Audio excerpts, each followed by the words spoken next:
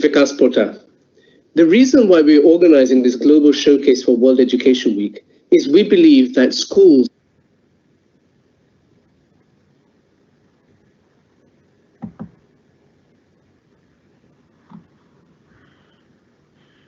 have incredible expertise in making sure that learning outcomes improve. Given the state of the world, we want to see the expertise from this particular school being replicated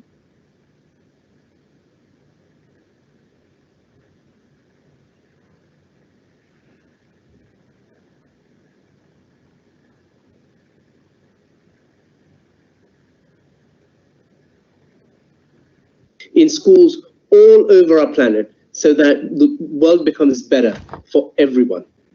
That is why I congratulate this school for what it does and hope that those listening can take away conclusions as to how they should actually approach their own improvement journeys. Thank you all for participating, and I look forward to seeing you in many of the other events this coming week. And I also want to take this opportunity to thank our sponsors for supporting this incredible work, without whom we couldn't have put together this global showcase. Thank you, and I wish you well for this event. Fast-paced social, economic, and technology-driven change is redefining our world. And having a broad range of skills, such as creativity and problem-solving, has become far more important than being able to memorize information. To redefine how our children learn, and to empower them for the future, parents, teachers, and policymakers must stop overlooking a powerful part of the solution: learning through play.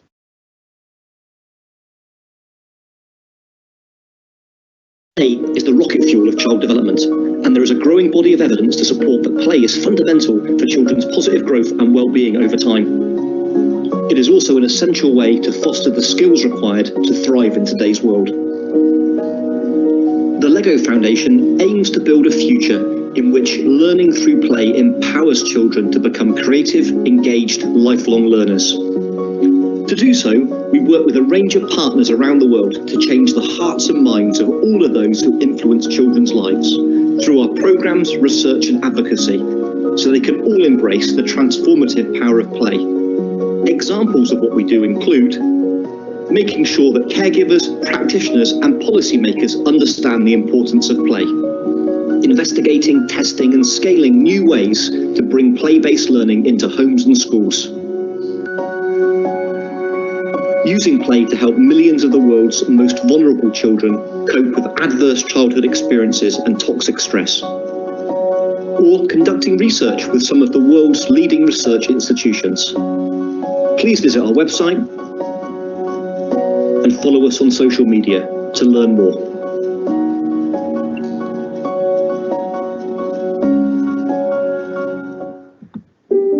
Language connects us all.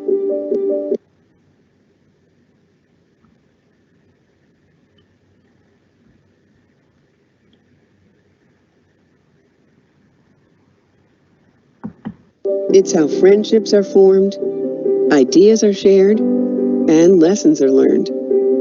Language is how we find understanding and express love. It's how we communicate our successes, both big and small. It lays the groundwork for learning and growth.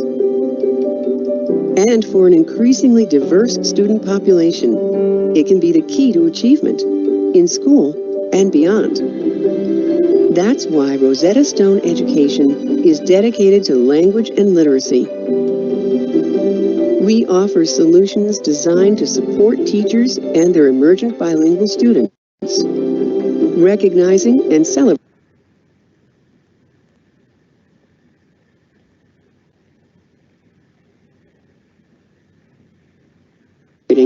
the knowledge, culture, and languages they bring to our classrooms.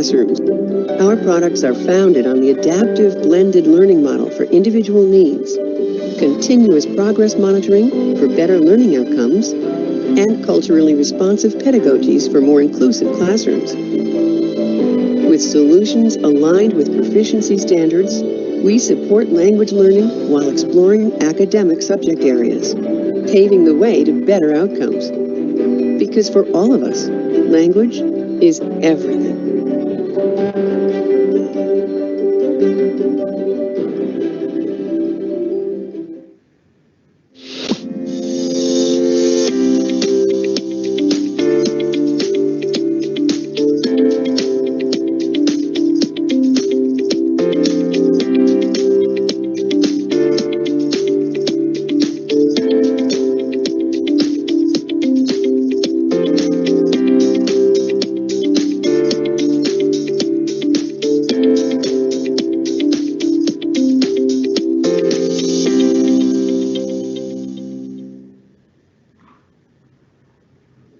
Dear T4 community, we talk a lot about teachers these days, but we rarely listen to them. Therefore, I am truly excited to join the T4 World Education Week to hear from teachers and school leaders all over the world how we can impact learning together.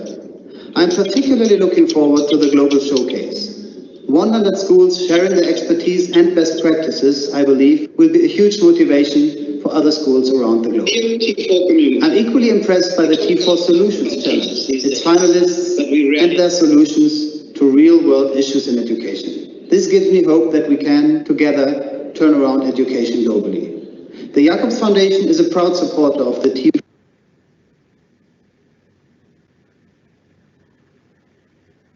World Education Week, because we share a vision to reimagine learning and education by bringing together the brightest people who understand how children learn. Let's do this together.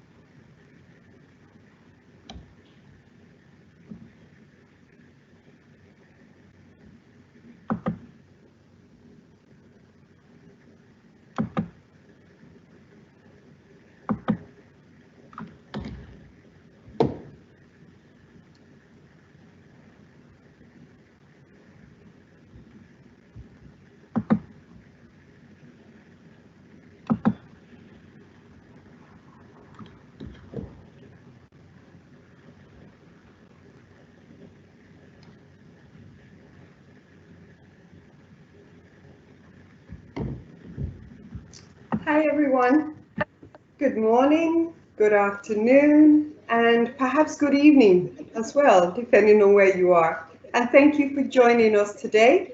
And our session today is on building programs to enhance employability, entrepreneurship, and life skills. So I hope you're in the right session.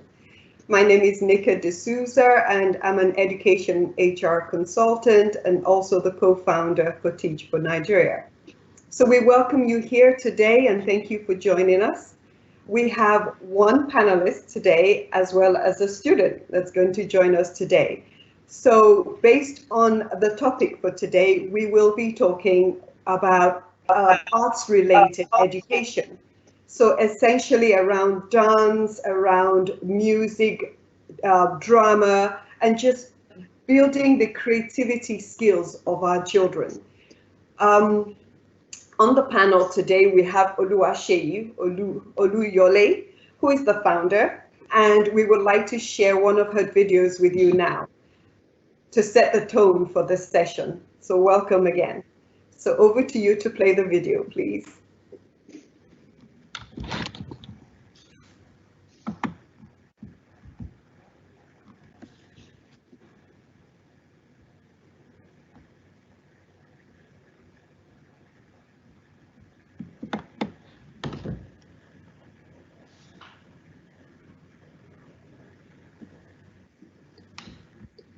While we're waiting for the video, I'd just like to share some housekeeping guidelines as we're waiting for our technical team to play the video. Just to encourage you again to please use the hashtag WorldEduWeek to share your experiences and to ask questions and to put your comments in there as well. And there is a Q&A box at the bottom. Please use that as well to ask questions, and we hope that we can address all those questions during the session after our panelists have spoken. We're looking forward to meeting our panelists, Oluwaseyi Oluyole, who is the founder and executive director of Dream Nature Foundation, and she's also the project lead of Dreamcatchers Academy, to share her experiences. And I understand that she also has a student with her. Omole is with her as well, so that we will also hear from her student and hope to share experiences today. So thank you and welcome again. Over to you, Technical, for the video, just to give us the context.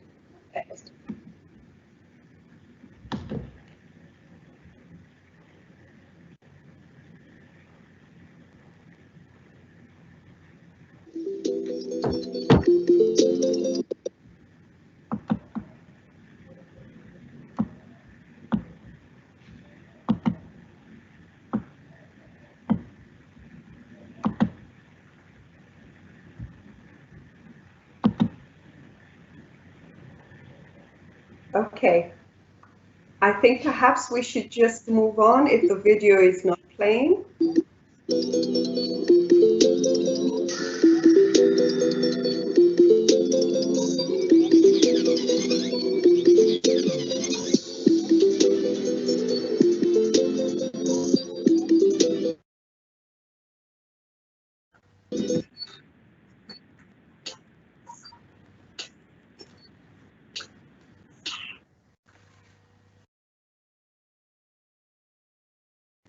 Okay, no problem at all. So, Technical, please don't worry about the video.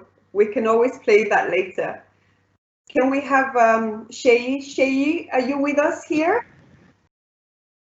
Oh, fantastic. Okay, the video is coming on now, and then we can have Sheyi afterwards. Please go ahead, Technical. Thank you.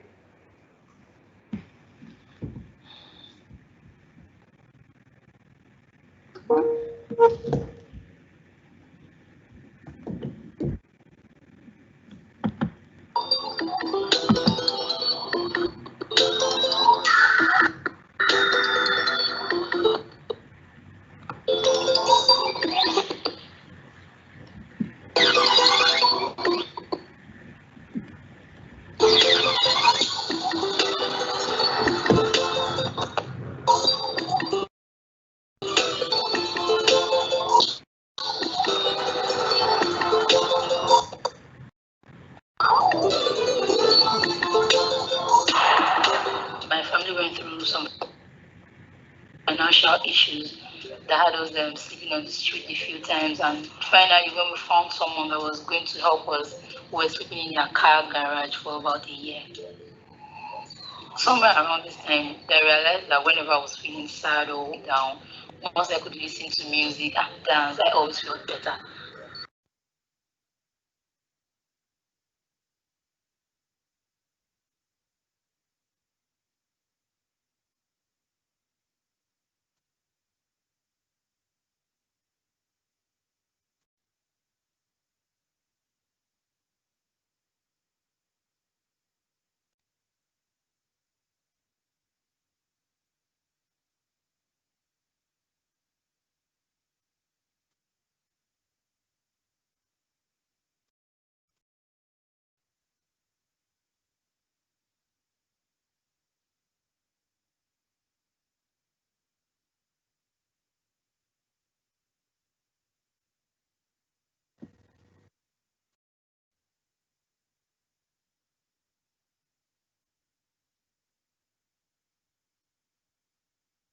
Unfortunately, we appear to be having some technical problems. So I think we'll just leave the video. Thank you so much, Technical. It's okay. We'll just have a chat with Sheyi. It's okay. Thank you very much. So we welcome everybody again today. And Sheyi, are you there, please? It'd be nice to hear your voice. Welcome, Sheyi.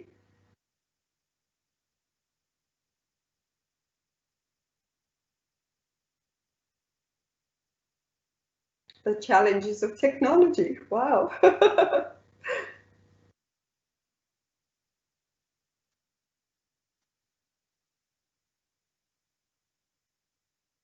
Wow. Okay. Sheyi, are you on? It's okay. We can just go with your voice if we can. We can just have a quick discussion.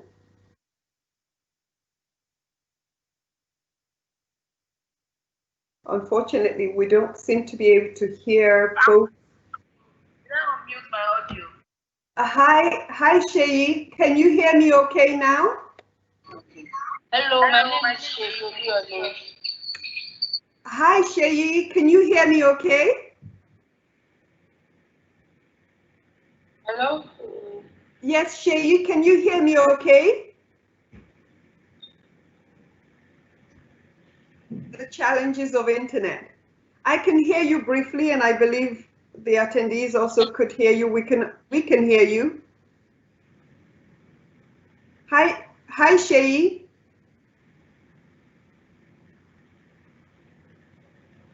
Oh, this is unfortunate. I really wanted to hear. I loved the dancing. We couldn't watch the video very well, and we can't seem to get Shayi as well. I really also wanted to listen to Omole's experience at the Academy as well. This is really inspirational. Shayi, are you there, please?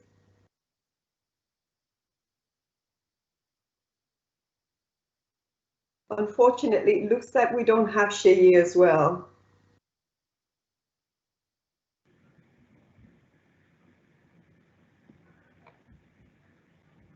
Shayi, are you here? Okay. Omole, are you there? I'm not sure if you can hear me either. Hello, Omole. Hello, Shayi. We're really eager to hear from you.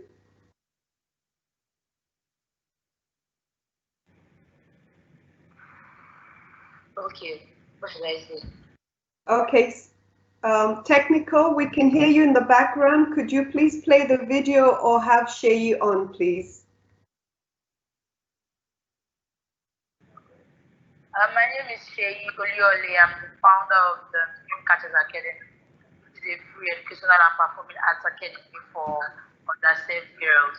Presently, we are located in Ikorodu, Nigeria, and we have about 20 students in the academy. Welcome, Shayi. I hope you can hear me okay. Just say yes, and so then I can then continue with the conversation. Okay, yes, I can hear you. Fantastic, and welcome. I'm sorry about the technicalities, and I'm sorry we couldn't play the video because that really would have set the context for us today. So Shayi, can you just share with us about the Academy? We can see children dancing, we can see, obviously we feel the music, we couldn't hear it well, but could you tell us a bit about the Academy and what you're doing with the children, Are you there? Yes, please, go ahead. Yes, so basically one of the things for me is I'm very passionate about dancing and the arts generally. And I just feel like, especially in low-income communities, most people don't understand the power of art. And as people are so focused on education, which is the right thing, but also forget that children can be talented in other areas and they can make a living and a life for themselves as young as they are. So what I did was I combined my passion for both education, dance, drama, and music, and then made a performing arts, founded the Performing Arts Academy. And so what I do is myself and my team, we scout for young girls who are talented, who either want to become dancers or want to have a career in film or music. But obviously, their parents cannot afford it because they're either orphan or they're really poor and they're out of school. So then I enroll them to the academy. And aside from just teaching them to dance, we also teach them to be solution providers and problem solvers. So every week we have each one of them pick a goal from the SDG goals that they are passionate about, and then they work towards creating a solution to it. So I think presently we're into now mostly still at the idea stage, but the goal for that is that whichever girl has the most well thought idea and well combined idea, we are going to push it out there, and then students have an opportunity to change our world and solve problems the way she wants, and then we'll put it out there and apply for grants and everything. So Shayi, thank you. Shayi, I heard you say that most of the children are orphans and out of school. So I'm assuming that you therefore don't have much parental involvement, and so how does that work in the community? How do you manage that? Are the children also living in their, do you sort out the accommodation? Is that part of the academy? Yeah, so a boarding academy, although presently we have some girls who are coming from home, but what we do is that for those that still have, we make sure that there's at least a guardian, someone that is connected to the child, and then they sign the parental release form, knowing that their girls are enrolled in our boarding facility. And I think that that's mostly what we do. So we also have visiting days for those that do have family and want to come and see the girls. We have visiting days, and then we give them 2 weeks at the end of every term to just go back to their community, for them to go back to their community, spend time with either their family members, whoever they are with. And for those that don't have anywhere to go, they stay in the hostel. So I'm just curious, Shay, why particularly dance? Or do you have other forms of art? I saw dance. Do you do drama? What else do you do in the academy, please? Just tell us a little bit more about the services and the range of things that you do at the academy, so that it's clearer for us. Okay, so it's not just dance. We do dance, we do film, which is drama, then we do music. But most people know us for our dancing, because when the girls went viral 2 years ago, it was through dancing. However, we have a short film on YouTube that won the Cove International Festival Award in 2018. And then we also have about two songs on music platforms. And then there are some of the girls who sometimes show interest in wanting to handle a camera, and once in a while I let them hold camera and take pictures. So it's just, most people know us more with dance, but there's also singing and there's also drama. Okay, great, thank you. So how do you integrate this part of your academy with their traditional learning? How, because they're with you most of the day, so how does that work with their academic curriculum and what they do every day? So what we do with our curriculum, we have the timetable. We use the Lagos State scheme of work and curriculum, and then once it's 2 p.m., usually in schools, once it's 2 p.m., they do extra lessons for maybe an hour, 30 minutes. But what we do is once it's 2 p.m. and school is closed, they have lunch, and then they have an hour of either dancing or music, depending on what's on the timetable. And then during the weekend, like on Saturday, they also have classes. And then because the boarding facility, we have a timetable of how the activities for the day is supposed to be. So at some point by 6:30 p.m., we also have rehearsals after reading. So what we did was we incorporated the arts into our timetable. So it's not something that we do during our spare time. It's an art academy, so everything is done together for the day. So let me ask you, before we move on to Imole, just to share their experience, but tell me, why particularly dance and why drama? What's the purpose of this, and what are you trying to achieve? Okay, so for that, why it was specifically dance for me? I always loved dancing as a child, and I wanted to be an actor. But I came from a low-income home, and my parents could never afford to send me to any dance class. They were even struggling to send me through school. And for me, it was just, as I grew older, I realized how much potential and how much I missed out on because my parents couldn't afford that. And so for me, it was, even though I couldn't get this as a child, I wanted to also be that person for other children out there. Because if there was an organization or an academy like mine, I might have tried out and done the exams and enrolled into it, but I never got that opportunity. So particularly, that's why I chose dancing. And also, one very important thing that most people don't know is dancing helps memory. when you are dancing, you have to concentrate, you have to know what you are doing. And so for most of the girls that we work with, some of them are behind in school, and then dancing is what makes them interested in education, because one of the biggest rules is if you are not doing well in school, you cannot keep dancing. If you fall behind in school, they have to take a break from that dancing or doing it to you pick it up. So for most of them, that's what it is. It's just, oh, I get to dance and I get to go to school. And I believe that there's very huge career opportunity for that. Very, very huge career opportunity. Most people don't know about it, but if you are talented and you work on your art, there's a lot of opportunity internationally, especially. And then Definitely. I mean, it gets you a better future. Thank you so much, Shay. I mean, definitely we can see that the creative industry, particularly in Nigeria, it's ballooning, and we can see a lot of the talent that we have that you don't get to see when people are just forced through a traditional channel of learning.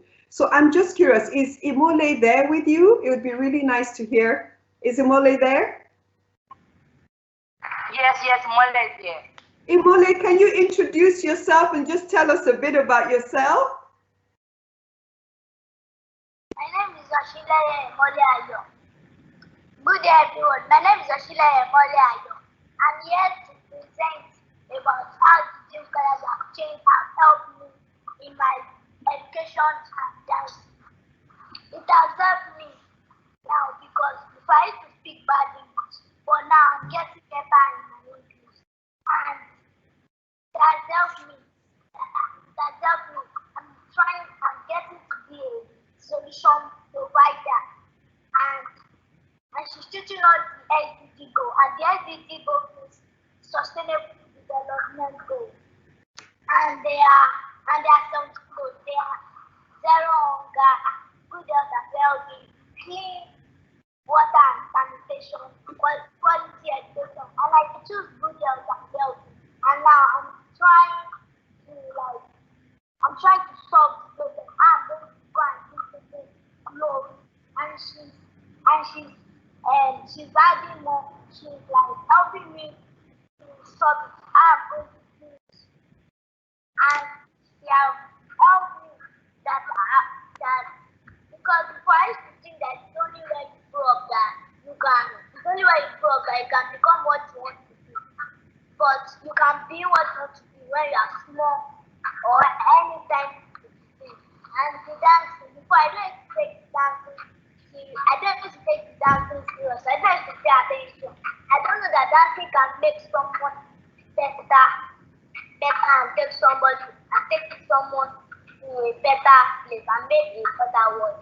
But now I'm getting better in my dancing. I'm paying attention. And Well done, Imole. Well done. Imole, how old are you? And how long have you been at the academy? thank you. Sorry? How old are you, Imole?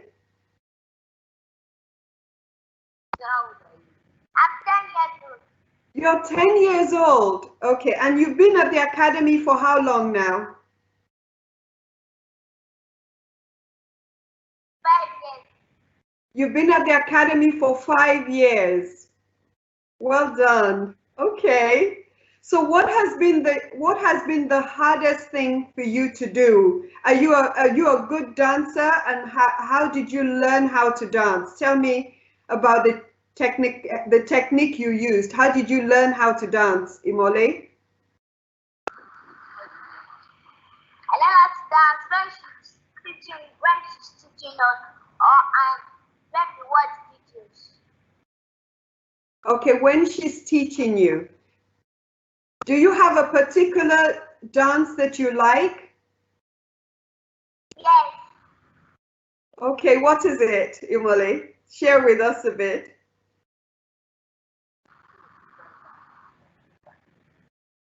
Ballet. Okay. All right. Hello, Shay. Are you there? Thank you, Mole. I am. Okay, fantastic. Wow, Imole was quite brave there. All right. So Sheyi, in terms of the academy and the things that you're doing, what specifically has worked for you in the academy in terms of building the skills, the art side, the art education? What has worked for you? What strategies would you like to share with those that are listening today? I think that what has worked mostly for me is realizing that school should be more child-based than teacher-based. So sometimes people forget that you need to make the children interested, because I don't believe that any child is stupid or dull. Most of the time, they're just scared of going to school because they don't like the way they are being taught, or they always get into trouble. So for me, it was finding something that these children love and then using it to get them to understand the importance of education. So as much as you want to be a musician, you want to be an actor, you want to be a dancer, it's also very important for you to go to school so that you are different from every other person out there. I mean, it's not just that you are dancing, but when you open your mouth and speak, people are impressed, and then people are ready for you to represent the world. Even as a dancer, you can be an ambassador at the UN, or then you can represent your country. So I think that is the strategy that I would like to share, is just understanding what the children really want, understanding what will make them more, what they are, what will make them more interested in education, and then doing it, even if it is football, soccer, art, science. Children are different, and you can't force a child to want to be interested in science if what they really want is art. And you can't force them to want to play football if what they want to do is singing. So it's just understanding your students and using the child-based approach when teaching, when working on curriculum, when working on scheme of work. Just remembering that the importance and the reason why we have school is because of the children. School is open because we want children to come to learn. So everything that should be done should be centered around the children and how we can make them learn. And most importantly, how we can make them learn at their own pace. So it's not just like they just sit down and they have to teach the teacher every time, but practical. Let them practice some of the things that they are learning. Children like hands-on activities. Children like when they can stand up and go out and do things. And they don't even know that they are learning, but they are learning because they are having fun at the same time. So it's just finding fun activities for the children, and they are learning at the same time, and they don't realize that they are learning. They feel like they're just having fun, but they are actually learning. Absolutely. Absolutely. Thank you, Irene. Thank you, Oluwaseyi. And Imole, I think you're still there. If I have any questions for you, just hang on, don't go yet. I'd like to encourage all of us to please post your questions in the Q&A section so that we can ask Oluwaseyi and Imole as well while they're on at the moment. So I'm looking out for your questions. So please use the Q&A section, and so that we can address your questions as well. Sheyi, I'm just curious. Are you still there?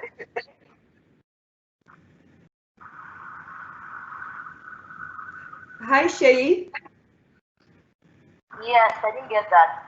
Okay, so Sheyi, I was going to ask you, in terms of, with dance, with drama, you're building so many other 21st century skills. We call them 21st century skills or soft skills, non-academic skills. So we've talked about creativity. I mean, the whole concept of drama, dance, and just collective art builds so many other skills. Can you share with us what you think those other skills would be? How does this enhance their other soft skills outside of the academic learning? So, first of all, it makes them more confident, and confidence is definitely a skill that everybody can use. So, they are more confident. I would say they are more coordinated, and they have bright ideas. They know that their words matter. They know that they matter as a person, and most importantly, they also have work ethic. So now they know that if I want something, I have to work for it. So yes, we know that they have to work for it, and then there's also collaboration, like everybody works together as a team, and then we also try our best to work with other organizations, and that also comes in handy.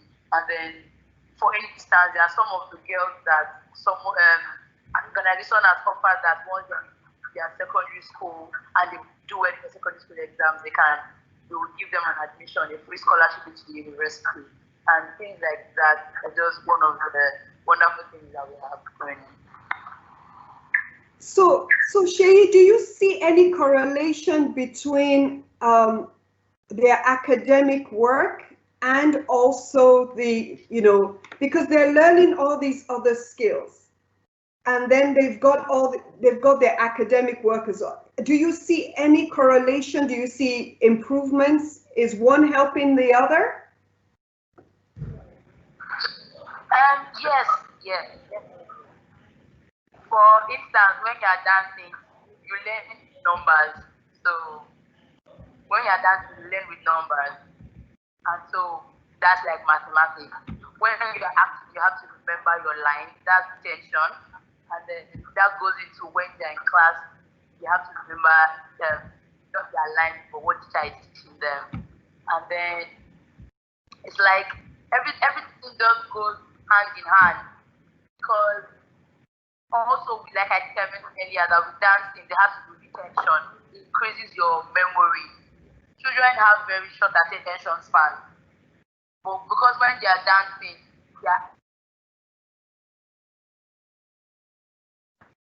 just go away, and that then helps in their education because they can pay more attention in classes. They are used to doing.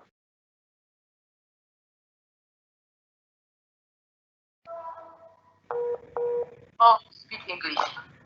Hi. So their English is definitely getting better when they learn lines for a short play, and then also whatever they've learned in class comes in. There is literature that literature as young as I think year 2 or year 3, and then there you read books, you know more about stories. There is phonetics, phonics and phonetics, where they learn how to pronounce their words properly. And once they can pronounce their words properly in school, when they are in drama class, they can also say their lines properly. Excellent. Can I speak to Imole? Is he there? Yes, I'm here. Yes, you're there. Fantastic. So tell me, how has dance so which one do you prefer? Dance, drama, what do you like best?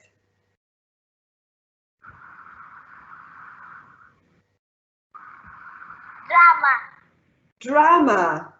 Okay, so tell me, Imole, what does drama do for you? What are you learning? It makes me to know how to act. It makes you to know how to act.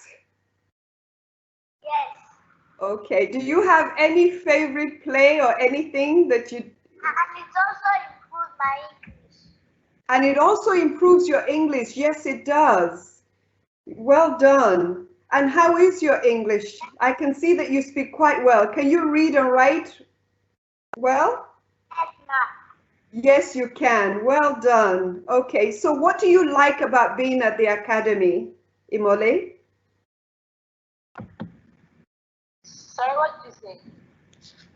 Imole, what do you like about being at the academy?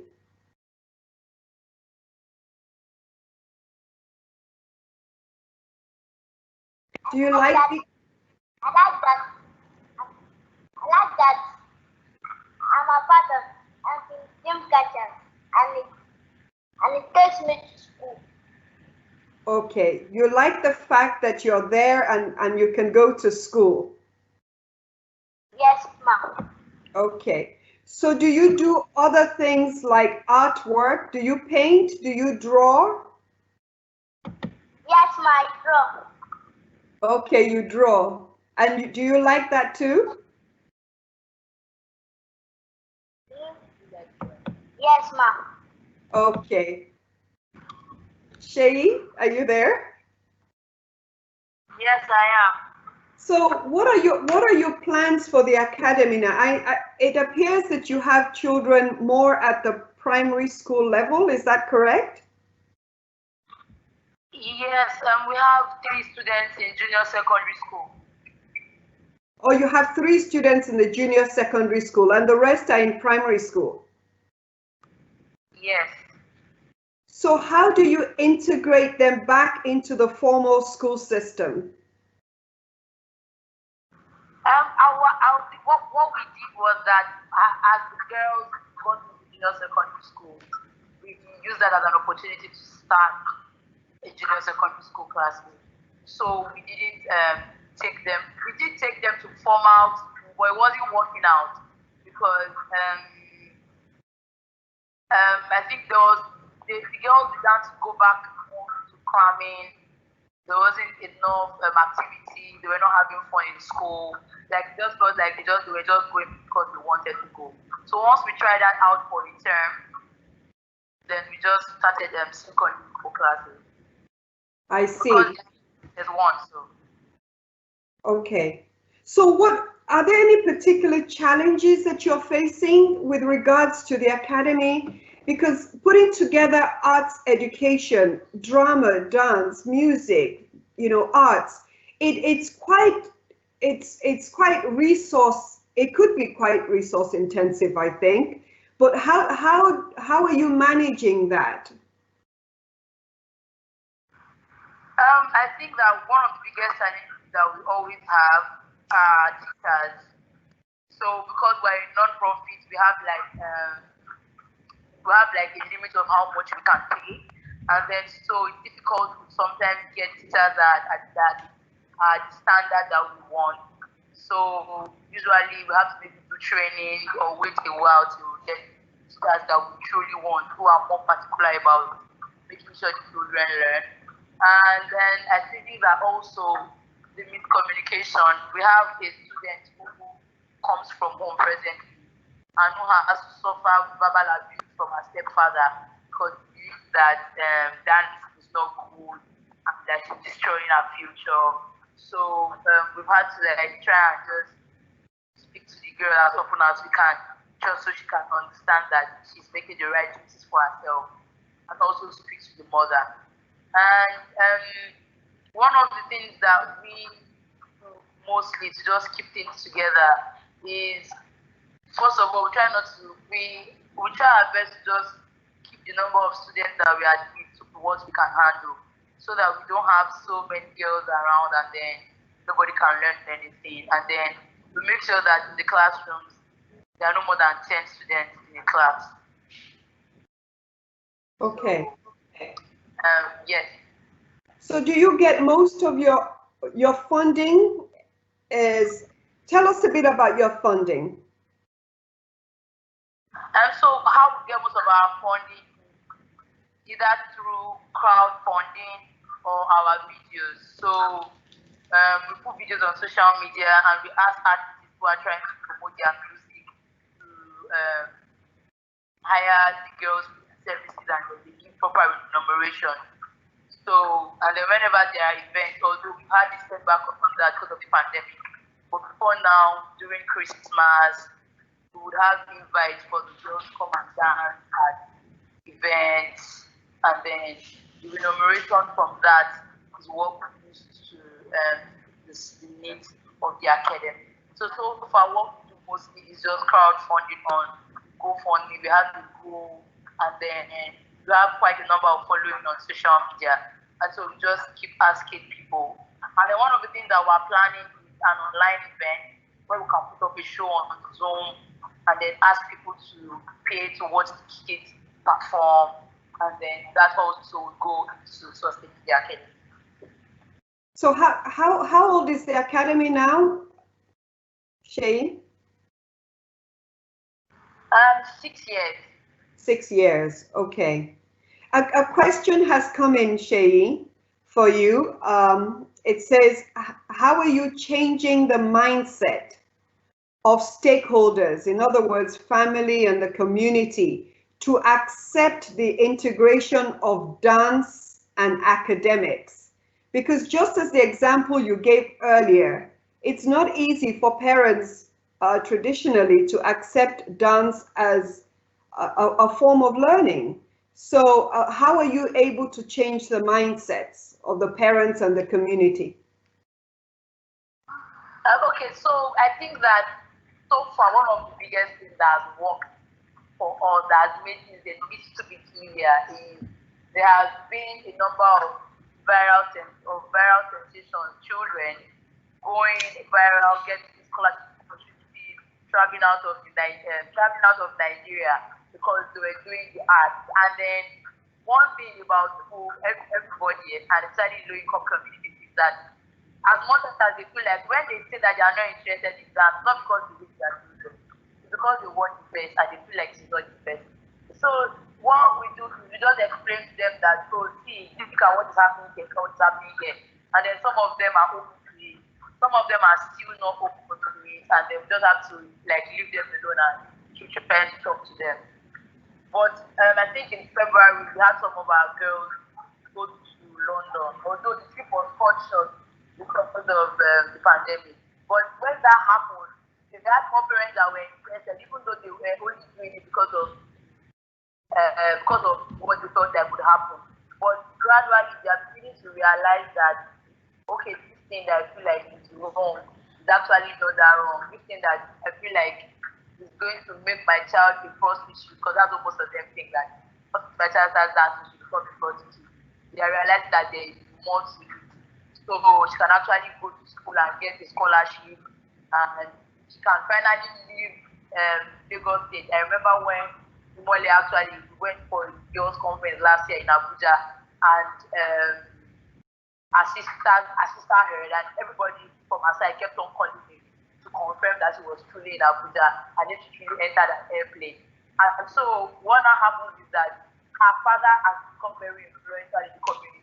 So whenever we need to talk to anybody, we just talk to our father, because he knows what his daughter has benefited in the academy for 5 years.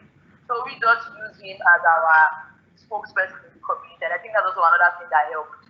Is just using someone that is sort of influential in the community, that people in the community trust.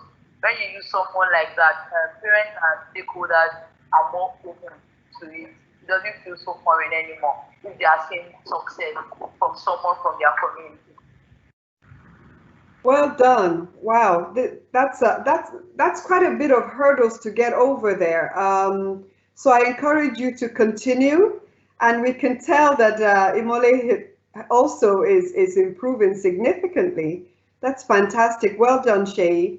A couple of questions coming in around student expectations. So, for example, when the guardians bring their children and the children walk over to the academy and they're asking that to be accepted, what do you think are the expectations when they come on board? I think most of them, the expectation is okay. So for a few people, like, oh, in this academy, my child will be able to read, my child will be able to go to school, my child will be able to have a semblance of a normal upbringing, which I cannot afford.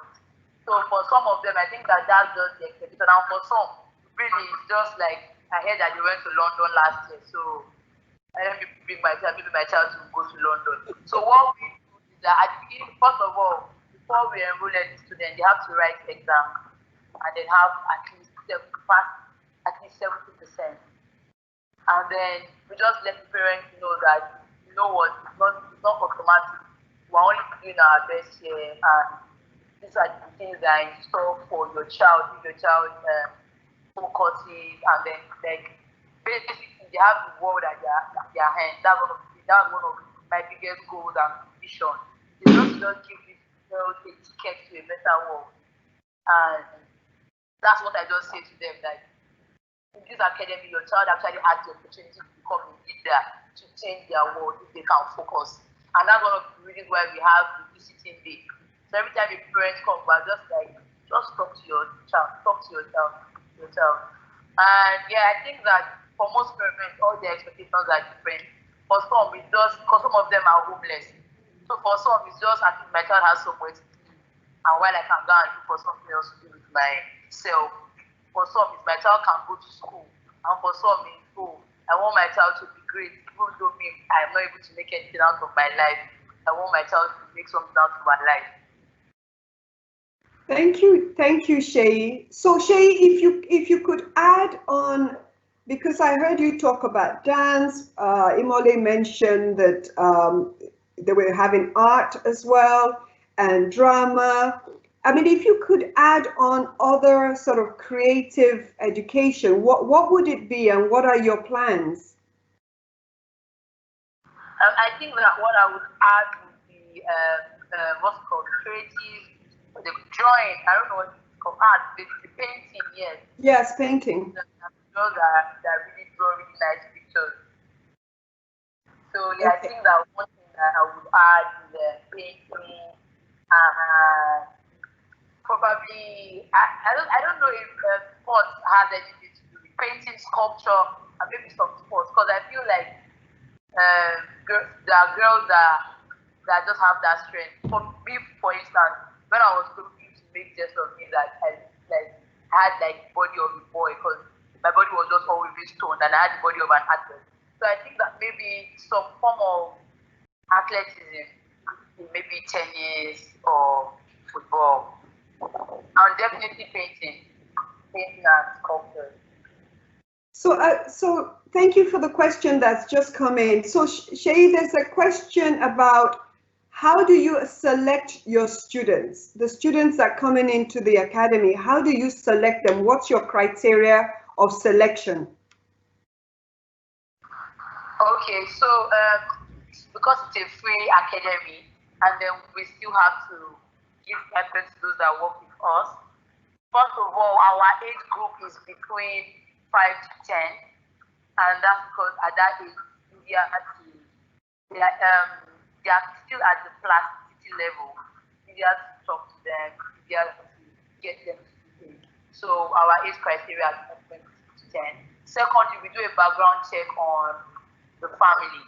Like I said, even though some of the kids might be orphaned, there has to be like an auntie, an uncle, it just has to be, or a family friend, there has to be a living relative, so that we don't have issues of some children, because there are some children that will run away and say that they are orphaned, so that we don't have any issues of who was kidnapped. So we'll make sure of that. Then another criteria is because like they are interested in the arts. It's very difficult to work with a child that is not passionate about dancing or music or drama. So that's also that. And then back to background check, there has to be, we confirm the income level of the family to be sure that the whoever it is that is taking care of the child truly cannot give the child the breast. Because there are people that they just want to take for free even though they cannot afford it. And those who are catering to are people that cannot afford it. So we ask for like income level, the job that whoever the child is staying with, the job that the person is doing, and they meet our criteria. And then, like I said earlier, the right exam, educational exam, and like auditioning, both in dance, drama, and they don't have to be like great, but just ensure that they have the talent that can be developed. Okay. Thank you. So how do you said earlier on, Shay, something about the fact that you were having issues with teachers, because teachers are absolutely critical to this process, because the child is drawn to the creative part of, education, art education, dance, music, because of the passion that they see from the teacher. So how are you selecting your teachers, and what challenges are you having in this area? So one of the things that we started doing recently is we always make sure that the teachers send their CV through email. So that way, first of all, we know if they know how to handle like a computer or phone at least, or check their emails. And then the second thing that we do is just background checks, just see if they are passionate. And people who are passionate but they've not had the opportunity to do things like this. So once we see that they are passionate about it, we let them have training. And the biggest obstacle that we've had, like I said earlier, is finding teachers that are employable, because lots of people are looking for jobs, but not lots of people are employable. That's one of the sad realities. And then we just try to avoid persons that are not passionate about children. There are people that are just doing teaching, that are just teaching because they need to make ends meet. So one of the number one criteria is that you have to have it's called NCE, National Certificate Examination. NCE, like Thank you, Shei. I think we've lost you a little bit there, but that's okay. We just need to wrap up now. I hope you're still there. Thank you. Imole, thank you so much for joining us and for being brave to be on the panel today, and your courage. And you did really well. Shei, thank you so much for sharing your experience and the journey at the Academy. I want to thank everyone for joining us today. I hope that this has been a fruitful session, and I wish you all the best for the rest of the week. Thank you so much. Once again, thank you, Shei, and thank you, Imole. Bye-bye, everybody. Thank you, Shei. Bye.